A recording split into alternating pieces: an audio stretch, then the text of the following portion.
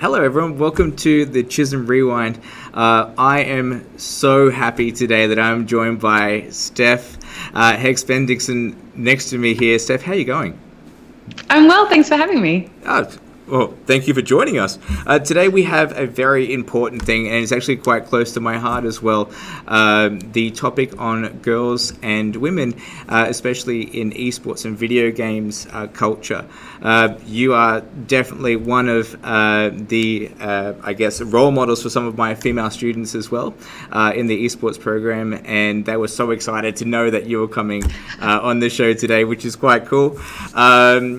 I think it's really important to mention, I want to talk about your rap sheet here that I've been looking at. I mean, Steph, you've been quite prominent in the industry, obviously, with Good Game, and, you know, we've got Good Game Spawn Point, Screenplay as well, and you acquired one of my childhood dream jobs of going with National Geographic. Wow, that's so cool. And also, as well, working with the recap show for Game of Thrones. Fantastic. What a career you've had, and what a rap sheet that you have. I mean, looking at all of those experiences, what inspired you to be a part of this? I mean, it all sounds great, but what got you there? I'm very much driven by escapism. So I was really big into fantasy fiction and reading and writing and when I was a kid. And I think I sort of discovered video games as an extension of that opportunity to spend time in other worlds. So that's definitely what inspired me to get into games in the first place. I didn't actively pursue a career in it initially because I thought that a career in video games was limited to programming and game design, which was not something that I was, an area that I was skilled in at all. Sure. But, I played a lot of games recreationally, and I was a big fan of Good Game before I was on it. And so when that opportunity came up, I just jumped at it, and I wrote a bunch of reviews in the style of the show. I was pretty comfortable as a writer, and I just really wanted to show my passion for games. And it was 7 years that I spent on that show reviewing games and celebrating video game culture. And it was just one of the greatest experiences of my life. Awesome. And it certainly shows, Steph. I mean, even around the video game scene at the moment, your passion really comes through. And I think that's what inspires a lot of people, I mean, including myself, to follow your content. And, you spoke about just before about video games, making a career out of that, or it wasn't initially the first step for you. I mean, I'm interested because we look at high school esports, and we look at getting people involved in high school esports. What was video games like for you at school? I went to all girls schools, so video games weren't a big thing.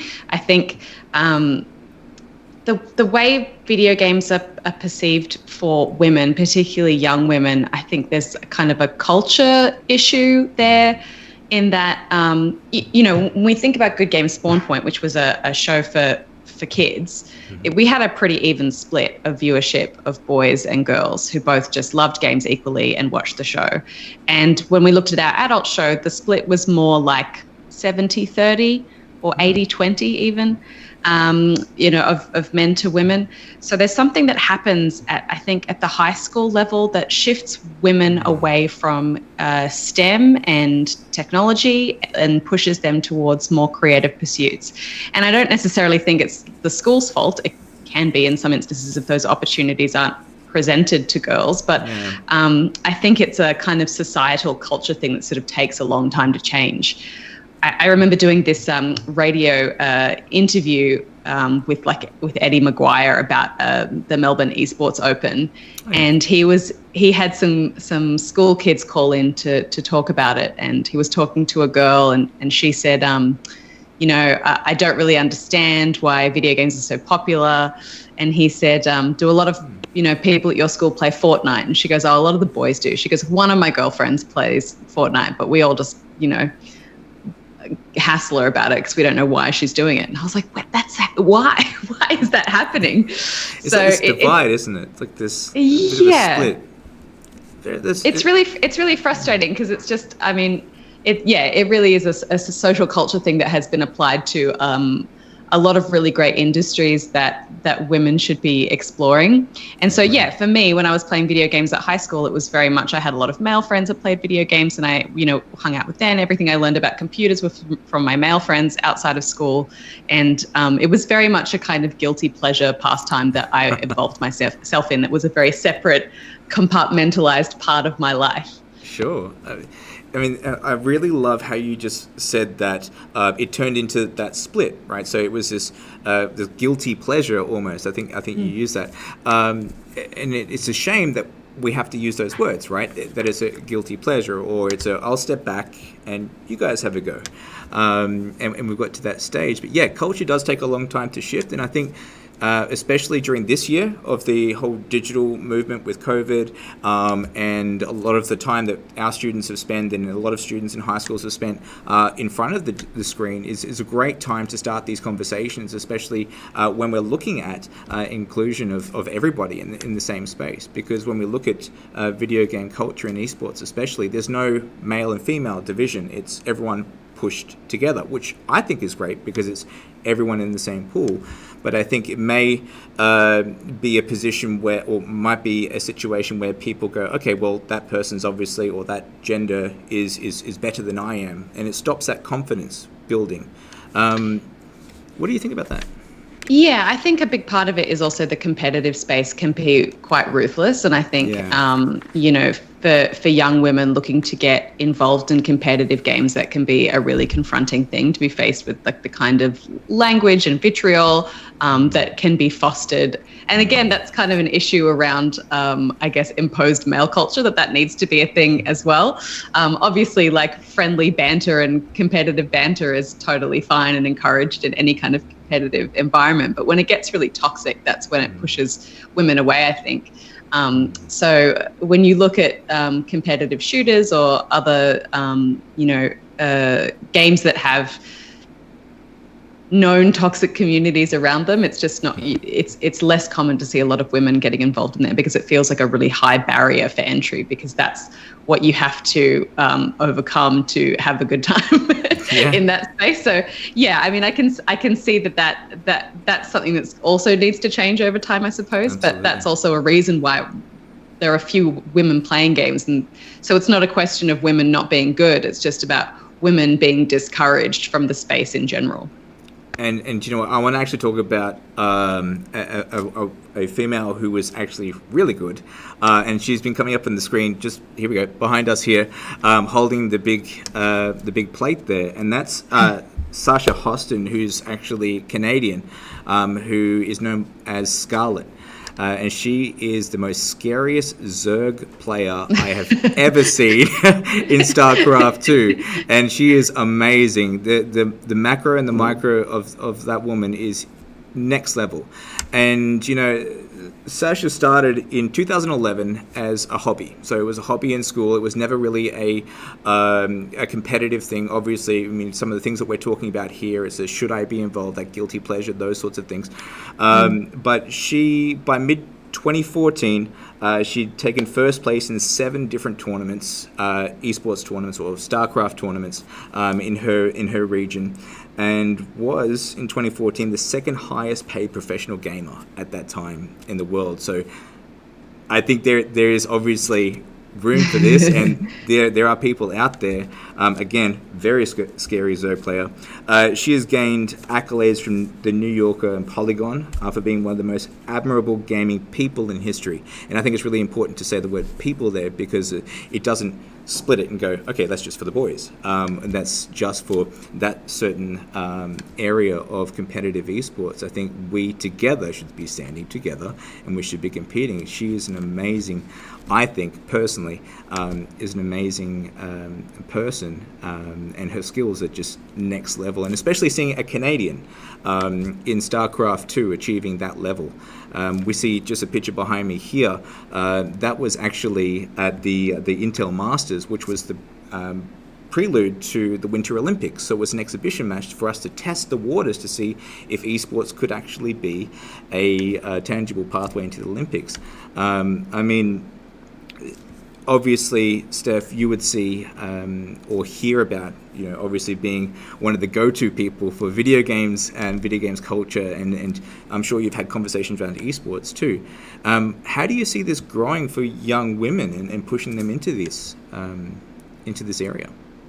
Yeah, I think it starts with I think fostering some all-female teams to begin with. I think to create an environment that women feel like confident to be competitive in, and I think also just encouraging STEM at a school level. I think there just seems to be a really hard push towards that, so that women don't see technology and video games and programming and everything around that area as something that is, more traditionally for men and boys. So I think all of that will contribute to a shift towards women being more involved in esports. But I think, I've been in this industry for over 10 years now, and I've seen a huge shift, particularly in recent years with platforms like Twitch, providing a platform for women and making women more visible in video games. That will do a huge amount for coming generations in terms of getting women involved in video games and in the industry as a whole, and therefore as a kind of follow-on effect involved in competitive gaming. Because prior to that, when I started on Good Game, it was just so rare to see any woman working in video games. I was like a strange unicorn. People would always call me girl gamer and stuff like that, which was weird. Well, I mean, when we're talking about the shifting as well, I mean, we now at our school we've looked into female AFL teams, female rugby teams. I mean, we speak about this, 10 years ago, like you were saying, that was unheard of. I mean, that would just be, could possibly have been laughed out, right? Why would you do that? Because it didn't fit into this archetype, yeah? It's great that we're seeing this change, and I'm all for it. And I think, again, these conversations need to keep going. We spoke about like how girls were stepping back from competitive play because of toxicity and those sorts of things. We have a 0% tolerance to toxicity here in our program. Obviously, if we're looking at bringing young people into an industry that doesn't like or doesn't condone toxicity, we want to start with the grassroots, right? What do you think are some common misconceptions about females in the esports industry, like how they're seen, how they're treated? What do you think? I think there's just a misconception that women aren't interested in competitive games just because there are fewer of them playing. But, I don't think that's necessarily the case. I think it's just, like we spoke about before, there's a bit of a barrier for entry for a variety of different reasons. Yeah, I mean, I don't even want to go through the amount of stereotypes I'm sure people have about women in general when it comes to video games. But I think in any kind of workplace, you want a balanced approach, especially when you're kind of solving things together. And with traditional sport, while I understand there is a bit of a differentiation when it comes to physicality in terms of having mixed teams or teams competing against each other, that's not really an issue with esports. So it's really a great opportunity to have men and women competing together on an even platform. Absolutely. And I guess encouraging that. Absolutely, and obviously not fitting into that. If I'm, I play World of Warcraft. I love World of Warcraft, and just because I like healing doesn't make me any less than a man. I shouldn't be fitting into that warrior archetype. I think it's really important to mention that there are organisations in Australia that are building for women in gaming, and I think it's important to mention the Legions of Valkyries tournament. As well, that does encourage women to get together, and I'm seeing a lot more pop up in little areas in Queensland. I can't speak for down south, but that's really pushing girls into the forefront, which I think is great, and to get there. I was before the show, I was having a look at some of the statistics of what we're gathering from not the verses, but males and females engaging in video games, right? And I saw here, and I looked at the Digital Australia report that gets released at the end of every year, and from 2018 to 2019, half of Australia's population were female, or nearly half of Australia's population were female that were getting involved in video games, and that's 47%. That's huge. It is huge, and I think it's largely owed to the fact that there is such a wider variety of genres now that are available to people. There is literally something for everyone. When I speak at tech conferences and things, there are, often I'm speaking to a room full of people who don't have a lot of involvement or understanding of video games necessarily. So when I'm showing them clips from some of the more modern narrative adventure games, role-playing games, action-adventure games with the motion capture that we have today and the storytelling, trees where there is an interactive element that allows you to play a part in how the story turns out and things like that. Yeah. It just shows people what a broad spectrum of experiences there are available to people now, and they had no idea. And so when people say to me, they're like, oh, I can't get into games, like I'm too old or I'm not quick enough and I can learn the controller or things like that. It frustrates me because I'm like, you have no idea how many different experiences there are that don't rely on you being particularly fast or have quick reflexes or, need to be good at shooting anything. There are so many different experiences now for people to play video games and not have to fulfill those specific skill sets that are associated with them.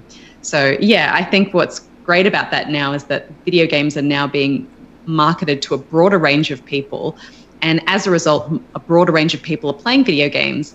And then as a follow-on from that, a broader range of people are making video games, which just keeps extending the scope of what's possible and what's out there for people.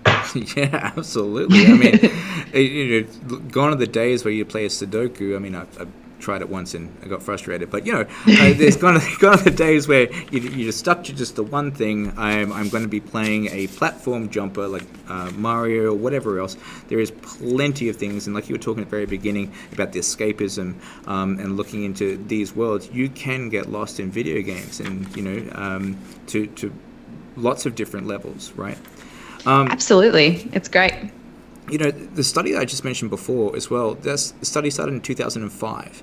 And in 2005, it was only 38% of females in Australia had identified as engaging with video games. That's a considerable jump. I mean, it's taken a while, obviously.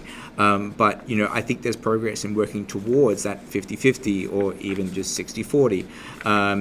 Trying to get that even keel. I think it's really important. I mean, we can see these images behind us of, we can see Scarlett and Shox, who I'll talk about in a second, very key influential figures in the industry. Steph, you are one of the go-to experts in the industry. People come to you, they want to know what you're doing, your thoughts on things. We are coming to you today. Could you tell me, what are some of the positive benefits that you see from video games for youth, and especially for young women? This is my favorite topic ever because I feel like so often, broader media just want to focus on like video game addiction and like what are your children doing when they're playing Fortnite. Yeah. But they have, and I grew up in a very anti-gaming household. My parents, they wanted the best life for me, and they saw video games as something that was going to like, suck your life away. So it was, I got into gaming much later in life because of that. And it's just, while I understand there are, negative aspects to, I guess, any broader culture that can arise, for me, it's just such an overwhelmingly positive space to be in. I have, I mentioned escapism. Like, we talk about television and movies and, other passive mediums that are given so much respect and huge accolades. When you see what's happening in video games at the moment in terms of narrative development, while involving the player in that story and making that experience interactive, I just think that's the most exciting thing. So for me, the emotional experiences that I've got from video games, I think are just unparalleled. And when I think about the social aspect of it, particularly this year in lockdown, I have friends that, when I've caught up with them, they're like, I've been feeling really isolated and I'm stressed with work and I just don't know how to manage it all. And I feel like I've been kind of protected from that a little bit because I have such a an active online social life through the games that I play. And I have different groups of friends that I play different genres of games with. So I have a bunch of people that I like to play Destiny 2 with, and we do raids together. And while we're in voice chat, we're talking about the game and we're trying to figure out how to solve a problem. But in the downtime, we're talking about our lives and we're, venting about our day. And it's just a huge, emotional release. And then I have other games, like more kind of casual party games that I play with a different group of friends. All of that contributes to just mental well-being and feeling less isolated, especially this year. And I wish people could see that and not have this kind of demonized view of some kid alone in a dark room clicking away and just wasting their life. Because Doritos it's just, and Mountain Dew, right? Yeah, people don't see how much of an important connection that is. My husband plays with his friends from high school. That he doesn't see that often. We moved to the mountains and some of them are interstate, and he's talking to them every night because they play games together, and that's just awesome. The socialization is there, right? In the mid to late 90s, there was that perception that if you are in front of a computer screen or you're in front of a television even during that time, that was deemed antisocial behavior. And it was something that, parents obviously did not encourage, If they wanted a cheap babysitter, yes, they would encourage. But at the same time, it was this don't engage in video games because it's bad. You'll rot your brain, I think is the saying that I used to hear all the time. Which is so odd because I feel like we're kind of championing this kind of Netflix binge culture where it's totally fine and people relate to the idea of just watching entire series of shows over the course of a weekend, and that's totally normal. And yet you're using so much less of your brain and you're not engaging with anyone else when you're doing that. Yet if you were to play video games for the same amount of time with a whole group of other people and accomplishing something together, like people have a negative view of that somehow because of a kind of societal understanding of what video games are. Because it's frustrates different, me a lot. Right? Yeah, no, I'm absolutely in the same boat as you. I mean, it's different. People will always step back from something different and take a while to maybe come to the party. Maybe when they get their epic loot set, they'll come to the party. But at the same time, there is that standoffish mentality there. I agree with you. I mean, one thing I did mention, what was meant to mention when you were talking about the feelings in games, I still get flashbacks of Dom and Gears of War. That gets me every time. I was talking to a friend the other day and I said, there's a bit of dust here somewhere. It's definitely, games can immerse you. The storylines can definitely take you and carry you away.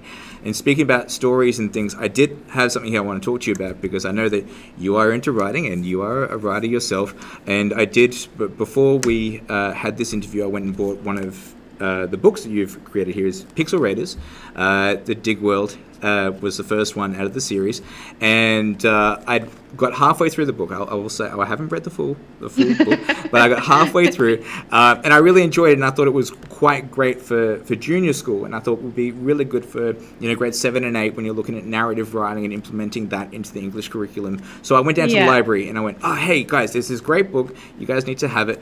And they said, well, Mark, here it is. And I went, oh great, we have it. So essentially, this book here, I would definitely recommend for the teachers out there who are watching this to embed into junior school and looking at positive ways in which we can look at video game culture in narrative writing. And the good thing about this is in the first half of the book that I read, it does encourage failure.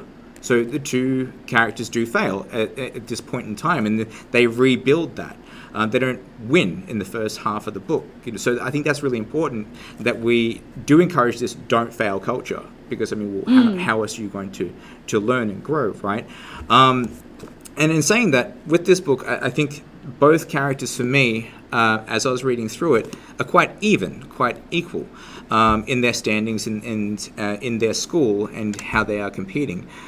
Could you tell me, when you're looking at creating these characters, and also as well, I'm sure, being a writer, you're quite imaginative too, and thinking about these characters and their development and all of these things, how do you see female characters or female representation in these characters progressing into the future in video games? When we created these characters, we really wanted to make sure that they were, I guess, as you say, equal in terms of their sort of passion and ability, but not necessarily friends, and that they would be brought together through the situation that they find themselves in, which is that they get drawn into a video game. And it's through that experience they have to kind of work together, as you so often do with other players in video games, to kind of get themselves out of the various predicaments that they find themselves in. So yeah, I think it's okay to kind of celebrate nerdiness, to celebrate people having interest in certain things.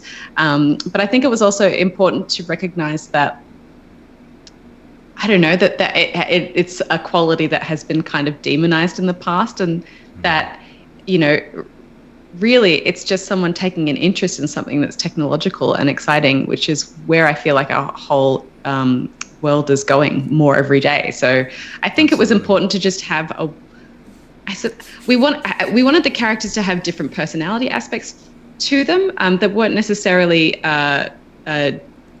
driven by their gender, but that they would kind of make up for each other's flaws, I suppose. So May is a more cautious character and thinks things through, and perhaps overthinks things, and dwells on them for a little bit too long as she's trying to kind of muddle through what the right decision is to make, but also manages to get them out of potential danger by not rushing into things, whereas Rip is potentially more impulsive. Tends to act before he thinks too much, because he's just drawn in by the excitement of the moment and relies more on his reflexes, which is very much a gamer thing to do. So the two of them together, Absolutely. they managed to kind of complement each other really well throughout their adventures. And I'm sure, being a Destiny 2 player, you've always had that impulsive hunter that runs out in front of the raid and completely wipes everyone, right? I do play a hunter. Oh, right, there we go. I have learned to hang back a little bit, I think. Fantastic. I want to talk about, I did mention Shox before, and we don't need to go back to that slide, but I'll just talk about her. You saw her in the rotation. It was the woman who wasn't holding the plate. Shox is by far my favorite presenter and caster. Shox, for me, is an image of strength for women in the industry. Somebody who's come from the early days of playing competitive Halo and competing in Halo tournaments, to now one of the most prominent presenters in the League of Legends circuit. Shox this year actually won the Lexus Esports. The Lexus Esports Announcers Achievement Award. I thought was absolutely fantastic, because we have such a range now of all these games, right? And it's going to be limitless. Yeah, so we've got things like Farming Simulator, Destiny 2, Halo is still in the scene, Super Smash Brothers, etc. Blah blah blah blah. We can go down the list, but this person has won it, and by, I think, hard work and sheer determination, this woman has achieved so much, and she's received so much flack over the years too. I think it's fantastic to see how far she has come. Do you agree, Steph, when you hear about these things? Yeah, absolutely. I feel like to be successful as a commentator, you need to have obviously a really analytical mind and a keen understanding of the games that you're commentating, but you also need to be able to speak about it in terms that are welcoming for new spectators to the sport as well. So it's a really particular skill set that you need to do that job really well. And the fact that she's kind of come so far is just really incredible. So all power to her. Absolutely, pushing through those boundaries. I mean, you got to have you really got to have a thick set of skin to get to that level. Especially you as a streamer would know those comments that come through if you don't have your mods, flipping them out already, or bots flipping them out already. That for those of you at home who aren't aware of this, there is quite a lot of flack that comes through with the anonymous comments on Twitch and through social media, because it's very easy to create an account and do those sorts of things that women in the industry do receive quite a lot. And in my own personal belief is that the industry is still quite young. These rules aren't set in stone yet, but still at the same time there is no room for us to be condoning this sort of culture. In fact, we should be doing the opposite. Steph, let's talk about something positive. Who is your favorite character in video games, and why? Oh my gosh, that's such a tough question. But I'll leave you with that. Yeah. I mean, I think the rebooted Lara Croft is definitely up there as one of my favorites. I think just especially because she went through that reboot was just really exciting. It was one of the most outward and obvious signs of our industry changing, when a character that had been that was so iconic, I would say one of the most iconic video game characters for people who don't even play video games outside of maybe like Mario. Everyone knew who Lara Croft was, even if they weren't a gamer. And she was synonymous with her figure and, was a highly Angelina sexualized Jolie. as a character. Yep. She was designed for men to appeal to men. So when that character was really redesigned and was given an origin story and depth and background and detail and a more humanly proportioned figure, and the writer on that game was Rihanna Pratchett, who is Terry Pratchett's daughter. Oh, wow. So she gave the character a lot of agency as well through the story that was told through that game. That to me was just such a huge turning point for our industry, and she just became such an incredibly exciting and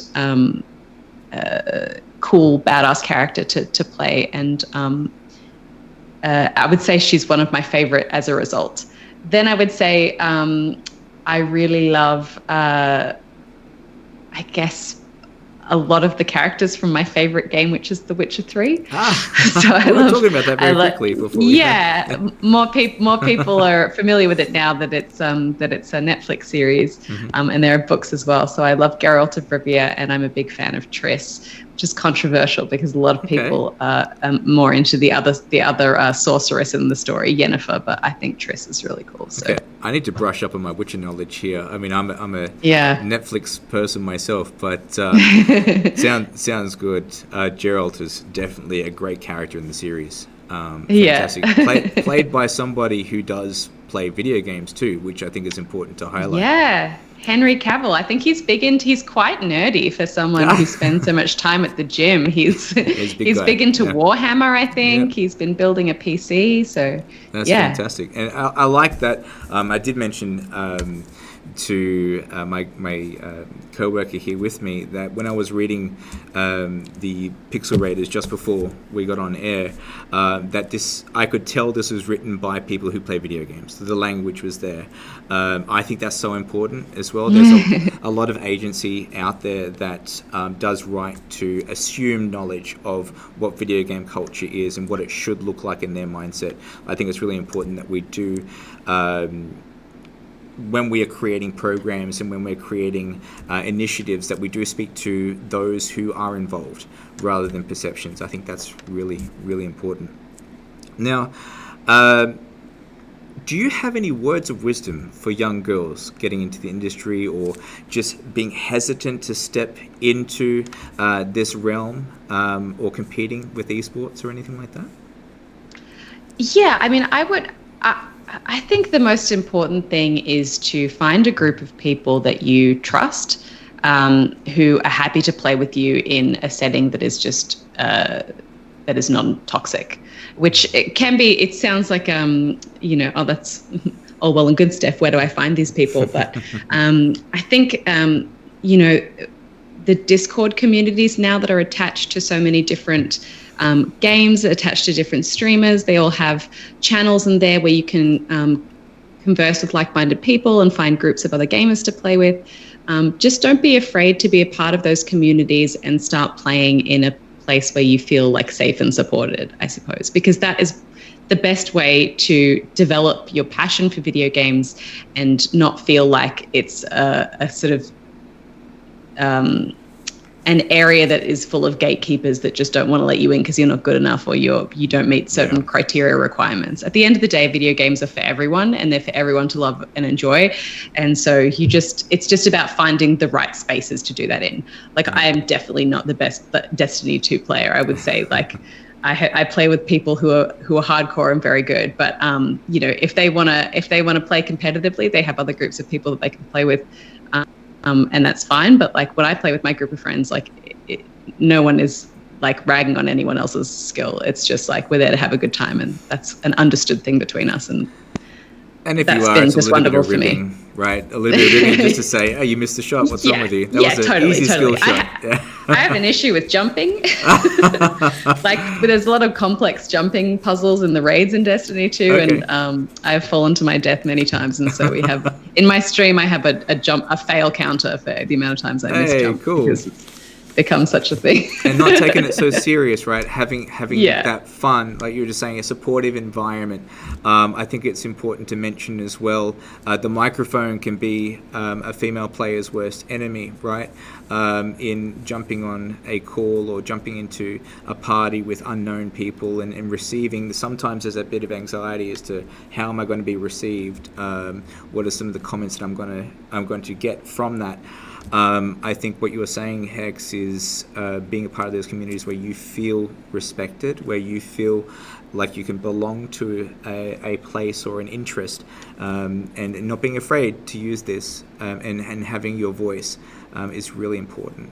I think when you're playing in an online space where you're just playing with random people, you can never fully protect yourself against what people are going to say or do. All you can do is just make use of the tools to block and report whenever things happen that are inappropriate. But I have my best fun when I'm playing with people that I know and like. Yeah, me too. So yeah.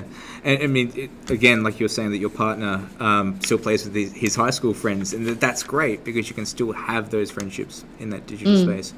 Now, Hex, I've got one last question for you.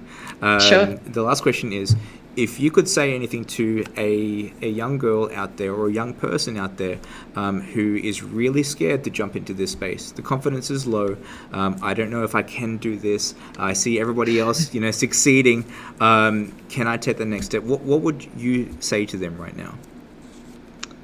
I would say to not be afraid to show every aspect of who you are, because you don't need to fulfill some specific idea of what people want from a girl who plays video games. I think that was the biggest thing for me when I was young. I thought that I had to appeal. I had to appeal to people's idea of what a gamer girl was back then, which was an apparently rare thing, at least publicly. And I was afraid to show any aspect of myself that didn't fit that mold. And now I've realized that, so many people are gamers, and that doesn't define who they are. And everyone has passions and opinions and ideas on a variety of different things. And it's okay to be multidimensional. Yeah, look, it's okay to be you, isn't it? Like it's okay to follow. We always say this: follow your dreams. Follow your passion. Be that person you want to be, rather than what somebody else wants you to be. Right? That's a part of being that independent person, and having that own sense of identity. I think is so important. Yeah. It sounds like a cliche, like be yourself, that kind of thing. But I think we just fall into we fall into patterns of behavior without even realizing it, because we want to live up to people's expectations of what we should be, and you just don't need to. You just need to be yourself. And when you're passionate about something, that passion shows through to people, and most people love to see that. Absolutely. But slamming keyboards and throwing off headsets, we're not there. We're not there. We're not going there. Well, Steph, thank you so much for coming on the show today, and thank you so much for answering these questions. And I'm sure that there definitely will be my students will be watching, and I'm sure that there'll be other young individuals who'll be watching, and they will take a lot home from this, and hopefully they can take that next step to confidence. So, as always, I'm Mark from Chisholm, and this is Steph over here. Please don't make memes, and we'll see you later. Thank you.